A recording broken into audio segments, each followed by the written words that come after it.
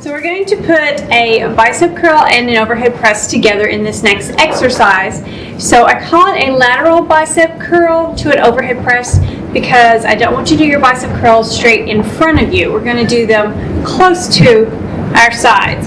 So I want you to bring your palms out with those elbows at your sides and your shoulders back and down. Bring that pelvis under to protect your lower back. Now you want them to be angled about here. You don't want to be all the way to the side, you don't want to be to the front. So, about angled.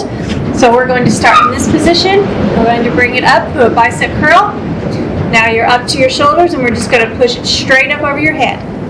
Straight up, back down, and down. Keep those arms close to your body when you're doing that curl. Curl, press, down and down.